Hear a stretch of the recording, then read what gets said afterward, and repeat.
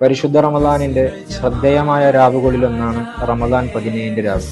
സത്യത്തിനും ധർമ്മത്തിനും വേണ്ടി ചെറിയൊരു ന്യൂനപക്ഷം സായുധരായിട്ടുള്ള തങ്ങളെക്കാൾ 3 ഇരട്ടി അംഗബലമുള്ള വലിയൊരു സൈന്യത്തോട് ഏറ്റുമുട്ടി വിജയം വരിച്ച അതിസാഹസികമായിട്ടുള്ള പോരാട്ടത്തിന്റെ സ്മരണ ദിനം.